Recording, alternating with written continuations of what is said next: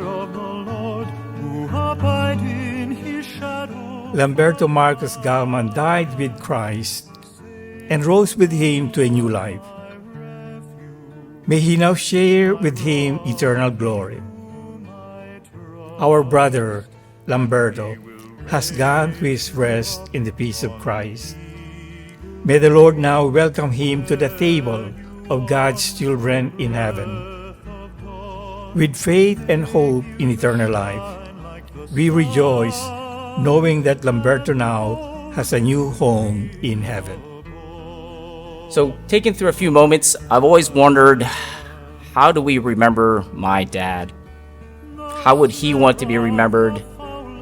And how do I, personally, as his son, remember him? Taking some reflection, I kind of look at my father as first, a man from the Philippines. Second, a veteran, 31 years of faithful service to this country. And a chief for a lot of the service members and veterans that know what that means. And then finally, as a husband, a father, an uncle, a godfather, family man. So as I think about how do I remember my dad, I'll start off with my dad as a man. Born in 1934 in a rural province in the Philippines, born to poor farmers, the second youngest of 3 siblings, born in a time when World War II had a significant impact on his country, on his life. Japanese occupation of his homeland, a lot of the atrocities that happened that he and his family and other countrymen had to endure. All of these things helped shape who my father was. I would say at best, growing up in that kind of environment, I think the equivalent would be maybe a high school diploma in terms of his education. But he had a fierce appetite for knowledge. Looking at his prospects in the Philippines, he saw he needed some other opportunities. And he had the opportunity to join the U.S. Coast Guard. So to me, that shapes who my father is, a man. The struggles he faced growing up, where he came from, and at the same time, his optimistic outlook on his future, and always looking to try to better himself and his position. So now I look at my father and remember him as a veteran, a service member, a chief. He enlisted in the United States Coast Guard in 1964, and the way my dad told the story, he and one of his best friends found the local recruiter and took some tests. Didn't know what the test was, but they took it. Told to come back. They came back, and they were all lined up in a row. And someone from the U.S. government said, you're Coast Guard. You're Navy. And that's what started my dad's career in the Coast Guard. He attended boot camp in the United States Coast Guard in Alameda, California.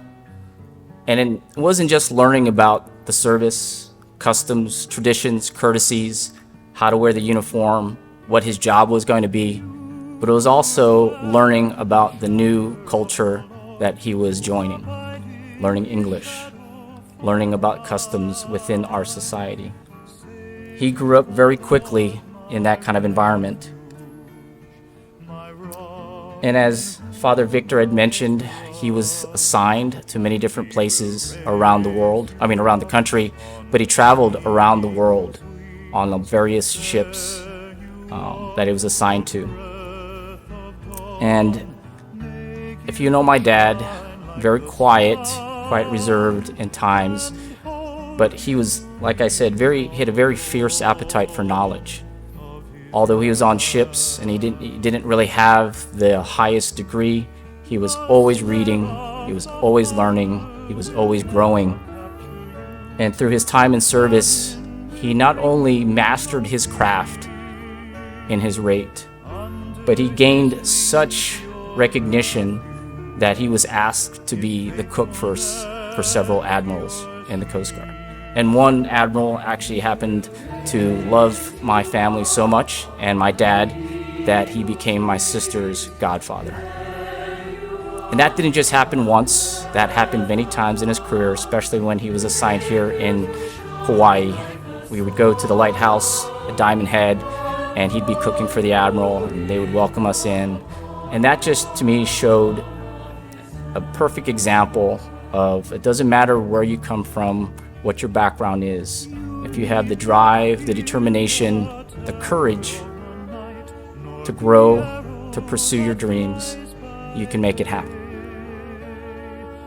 And I say that as a service member, my dad being the chief, he was looked to for leadership, for guidance. He was the rock in the storm that people would go to in times of chaos.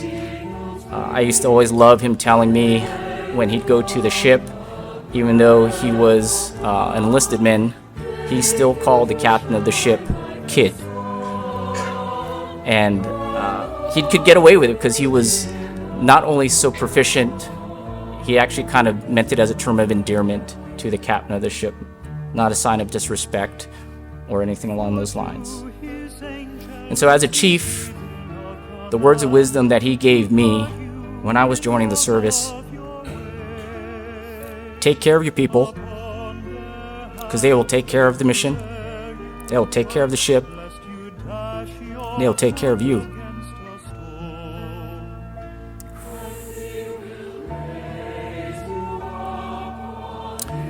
And the second words of wisdom was, keep doing it as long as you're having fun. And I took those words to heart through my career. They served me very well in a lot of the positions I had, and I had fun along the way.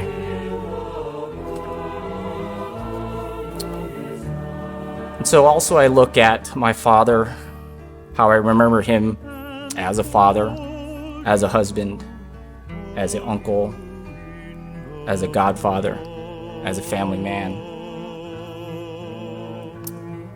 And one of the things that struck me, aside from all the other examples that he shared and showed me, was that one day he met a very smart, talented, and beautiful woman while stationed in Baltimore, Maryland. And in 1971, that started a 15-year love story with my mother. They were soulmates, is the best way I could describe them. Inseparable. And when they started a family, they really focused on making sure that we as a family had everything that we needed, maybe not wanted, but definitely everything that we needed to be prosperous, to be successful in life, to be happy. And as Father Victor mentioned, my father, as a husband, and as a family man, he made a lot of sacrifices for us. He would be geographically stationed away from our family so we could have stability. We could start and finish from the same high schools. My mom could have a successful career as a registered dietitian, should she want to do that. And although he was so far away, I know I did, I understood that it was not because he wanted to be away. He was doing it because he needed to take care of his family, and he wanted to provide for us the best way that he knew how. So as the family man, he was my male role model growing up. Still is today. I think I mentioned it earlier. He was not a man of very many words. He let his actions do the talking. He was always what I would call an experiential teacher. Show you how to do it, lead by example, and let you make the decisions that you need to, and grow from the mistakes that you might make, and learn from also some of the successes. So that's how I remember my father as the family man. And at the beginning, I kind of mentioned three questions that stuck out in my mind. How do we remember my dad? How would he want to be remembered? And how do I remember my dad? And a mentor of mine kind of gave me a thought exercise, and he said, at your 80th birthday, what are some words that you would want your family and friends to use to describe you? And as I was sitting and contemplating, I could have used a thesaurus. There were just so many words out there that I think I could use to describe my dad that really fit very well. But I think 5 or so that stand out to me the most: charming, kind, devoted, honorable, proud, happy, and of course fun. My dad was a lot of fun. So I'm also very struck by the opportunity to also recognize God's grace in our family.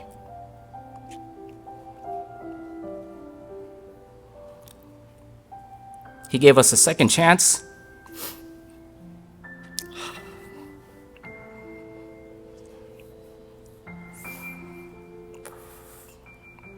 He gave us a second chance to be a family. And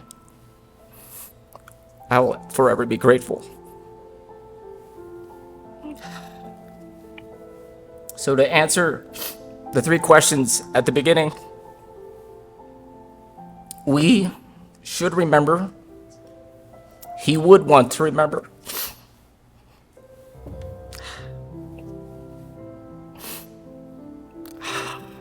And I do remember. My dad as a great man. He was definitely a great.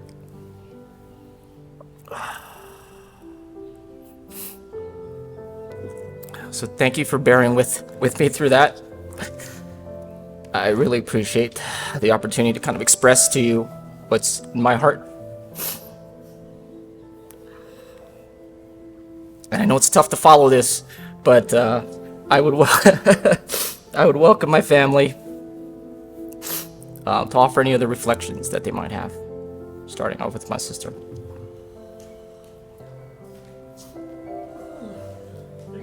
He was a great guy,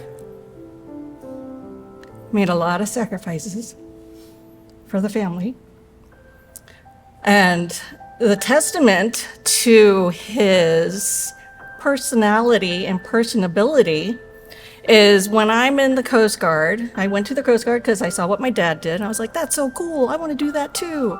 But he's like, don't be enlisted, go to the academy. I was like, but you look like you have so much fun, you get to cook for everyone, I want to do that too. He's like, no. I'm like, fine, I'll do what you tell me to do.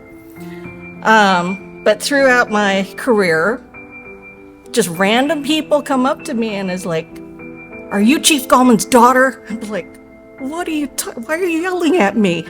And they remember him from when he was yelling at them. From one guy, a chief at the time,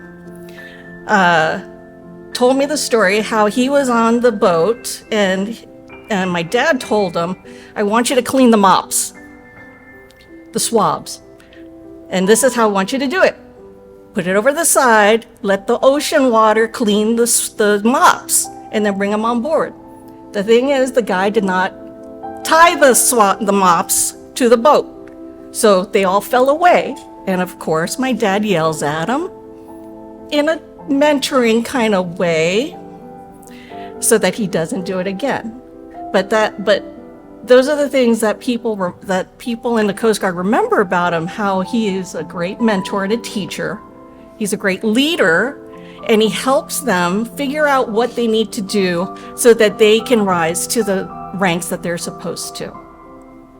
And he did that with us too. When he was at Barbers Point, he would let me do his paperwork. I don't know if that was a teaching moment for me or for him getting out of work.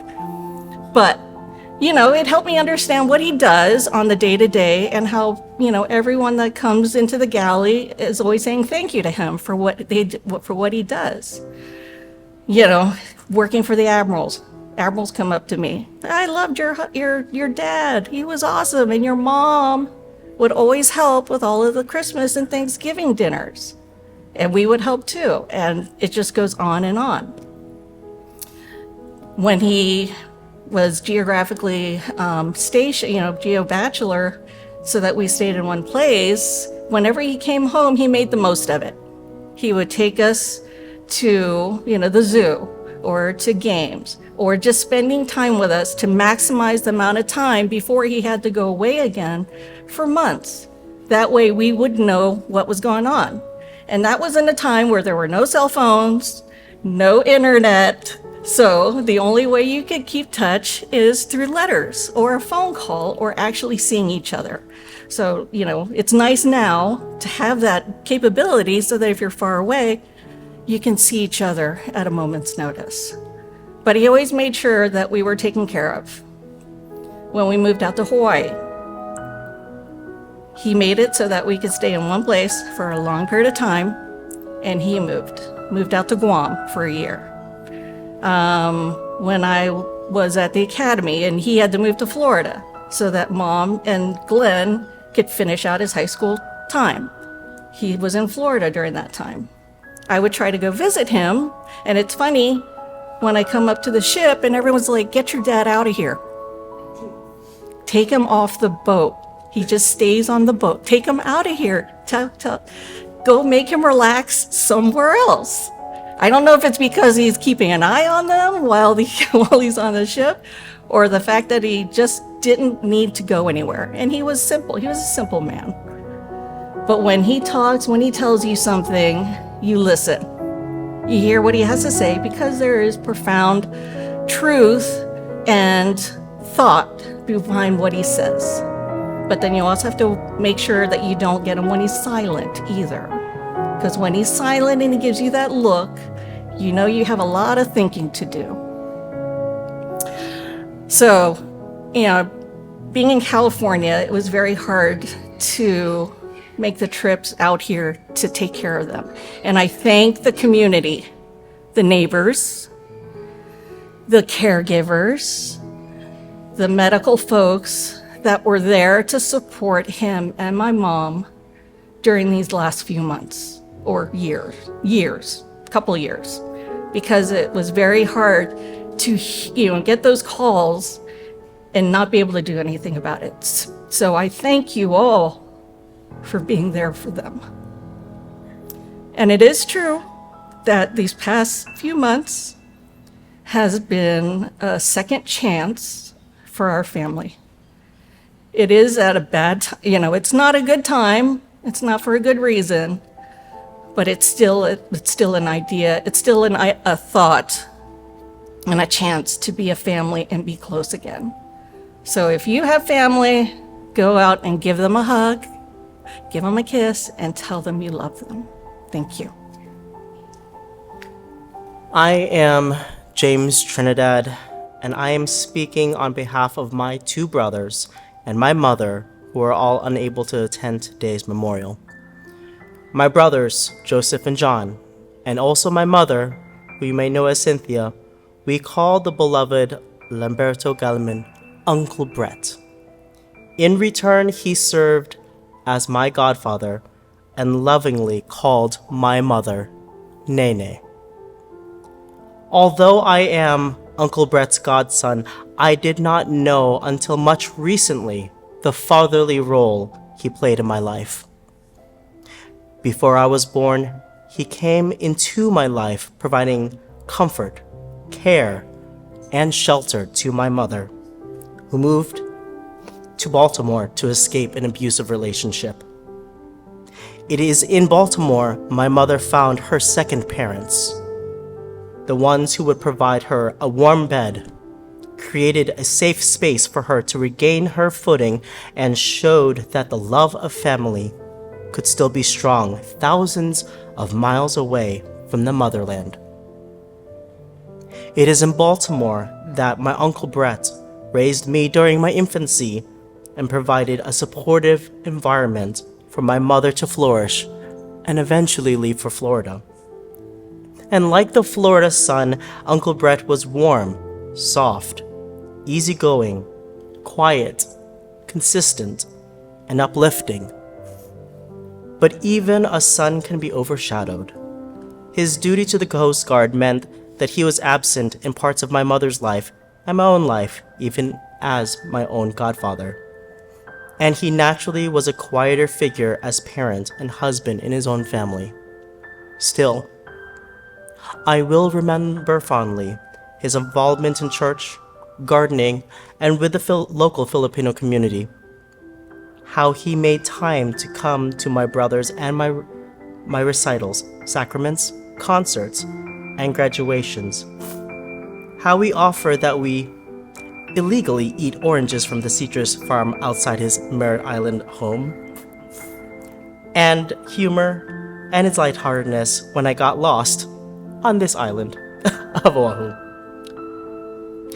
And through both my and my mother's eyes, I will appreciate how easily he accepted my mother as niece and my brothers and I as his own family. The kindness and patience he showed to my stepdad through my stepdad's illnesses. The joy he expressed through dance and love of music. And the goodness of the man who is no longer with us in the world, but whose impacts will last long after his passing. Thank you. My name is Aggie Freeman, and I'm representing Salve Gallman, who could not be here today. She is in California, and her doctor would not allow her to travel. But I know she would say, God bless you, and thank you all for being here. I am the best friend of Glenn Gallman, her son, Brett and Salve's son, and I was part of the medical team that supported Salve and Brett as we got a call from her doctor, their doctor, that they could no longer take care of each other. So I'm grateful to all of you, the family and friends, for it takes a village for helping us help Brett and Salve, but he's in heaven now, and she's safe and comfortable in California and can see her daughter, her son, and her grandchild.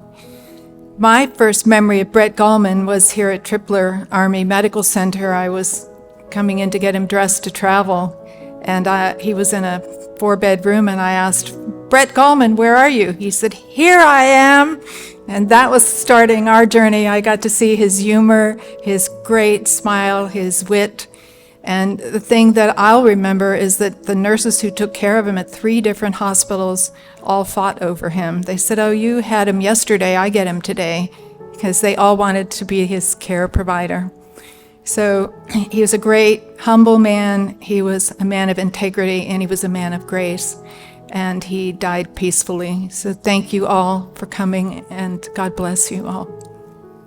Good evening, everyone. My name is Emily Chang, and I'm a member of the Bicol Club of Hawaii.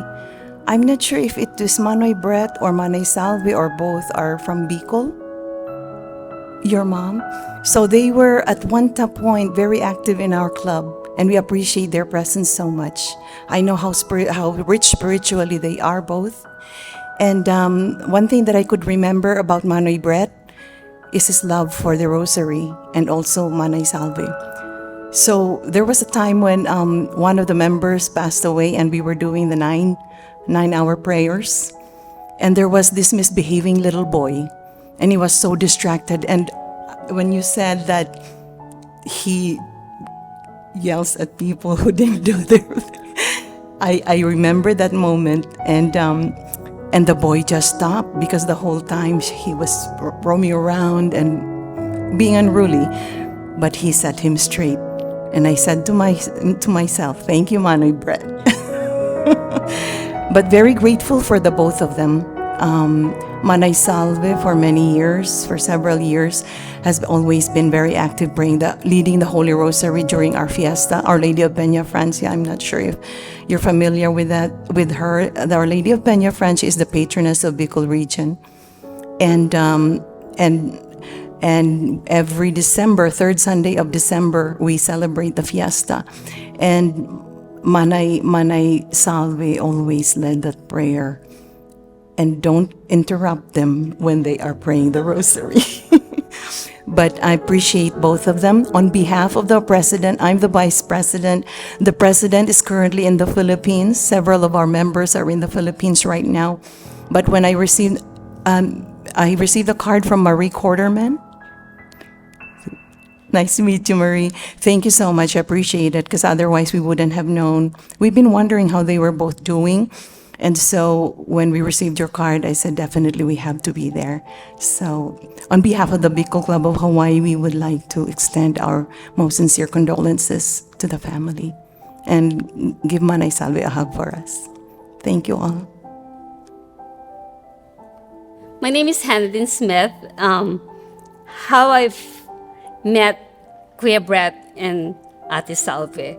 I moved back here in Hawaii in 2013, and since then I went back to St. John and Apostles, and I always go to church with my sister. And one thing I always remember from Kuya Brett, I call him Kuya Brett, is every time we get the when we go in communion, he always says the loudest, say Amen. So I always remember that. And since then, we became very close to them. They invite us to their house and get some fruits, and then prepare us lunch. And so we became friends. And to the last one, we really I lost contact with them because I was wondering why they're not coming to church and everything. It so happened that I was working in the hospital, and I was a case manager at the time. And that's where I started connecting with Kuya Brett, and that's where I met Glenn, which is also, Glenn is a classmate of my nephew, Charles Corpus. So that's how you remember me.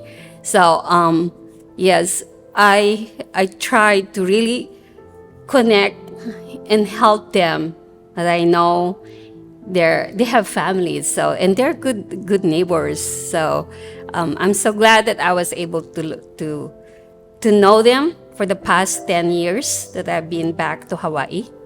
And I always remember, because they have good fruits that I will always gonna miss that because they have those unusual fruits in their house. But yes, Kuya Brett, just say hello to my mom, to my dad, to my sister, and to Jim, which Jim is my husband who just passed away last year, which also they were their drivers too. If Ate Salve is not able to drive them, and I cannot drive all the way to town, so I asked Jim to help them. So while they're all in heaven and they're all resting, they're all watching us. So I'm happy in a sense that they have in the better life. And please extend my kisses to Ate Salve.